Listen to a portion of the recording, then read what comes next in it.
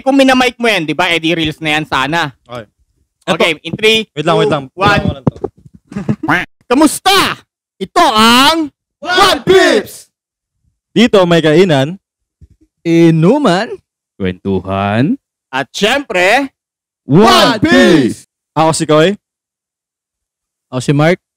Rai. M. Alright.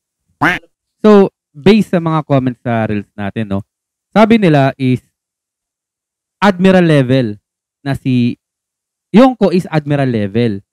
Tama. So, Hindi lang, lagpas pa nga ng Admiral level yung Yonko. Yonko or Emperor. Kasi sabihin natin na natalo ni Luffy Sinasabi si Kaido. nila, si Kaido daw, ang mga ma-admiral daw ay takot kay Kaido. Hindi basta masugod ang Onigashima. Hindi rin daw basta hindi rin masugod ang Whole Cake. Kaya kung tinalo daw ni Luffy si Big Mom pati si Kaido, si Luffy daw ay Admiral level. Pakipaliwanag kung bakit natin nasabi yung mga bagay na yun. Ang pagiging Yonko or Emperor kasi is hindi siya sukatan ng power level actually. Sukatan to ng tenacity mo bilang pirate, reputation mo. Tignan mo si Buggy. Actually si Buggy, naging Yonko siya pero hindi naman ganoon kalakas yung power level niya.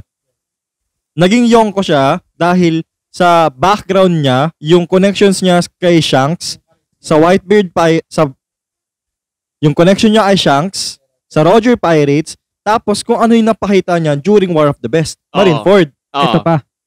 Kasama niya pa si Mihawk at Crocodile. Dagdag pa yun. Dagdag pa yun. Ngayon, ang pagiging admiral, makukuha mo lang to, kasi kung admiral, isipin natin in terms of pagiging militar.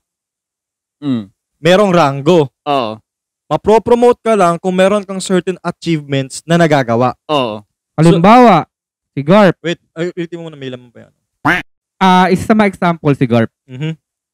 Hindi siya, nirarank up siya dahil sa actions niya sa God Valley. Yes. Hindi dahil sa lakas niya.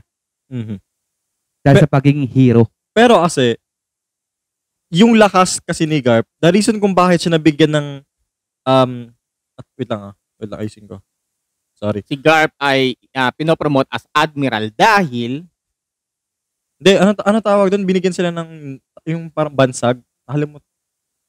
Title? Hindi. Ibang term. Ayun, thank you. Yun.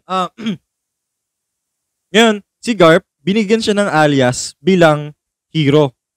Dahil sa achievements niya na nagawa niya sa God Valley. Pero hindi niya kasi magagawa yung achievements niya na yun kung hindi siya malakas in the first place. So, again, kung gusto mong maging admiral level, need mo ng military achievements as a marine. Hindi lang military. Talents pa. I mean, wait lang. Merong certain... Actually, given ang talent. Given na yun. Given ang talent. Let me finish. Ulitin ko So, para maging admiral level ka as a marine, kailangan meron kang accomplishments, achievements, and makakagawa ka lang ng mga ganon kung in the first place, capable ka, kaya mo, malakas ka, talented. Ngayon, ang pagiging Yonko, Emperor, actually, hindi mo kailangan ng malakas na sa case naman ng Emperor, hindi mo individually kailangan malakas ka. Again, look at Buggy as an example.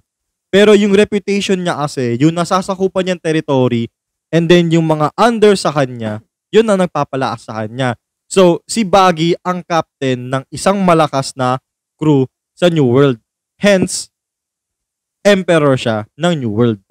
Hindi under sa kanya yung dalawa. Sa Cross Guild, hindi. Pero yung mga under sa kanya na na pirata. Yun yung iniisip ng iba. Mostly. Niya. Yung mga taong nandun sa pinakababa, yun. Iniisip na si Buggy yung pinakamataas, nasa baba niya yung dalawa. Kasi wala silang ibang parang, ang tingin nila kay Buggy is parang si Usopp. Diyos. Yun yung tingin. Pero ito lang, bibitawan ko lang. Bakit ayaw ni Garp maging admiral? Dahil makokontrol nga siya. Hindi lang yun. Hindi lang yun. Given yun, pero hindi lang yun. Kasi ayaw niya. Yung kasi hindi niya deserve. Hindi. Yung alam niyo bakit? Kasi hindi siya nakakain ng Logia. Gago. Isa pala sa mga requirements yun. Kailangan Logia type yung... Hindi siya nakakain ng Logia Kailangan devil pala fruit. devil fruit ka. No? Mm.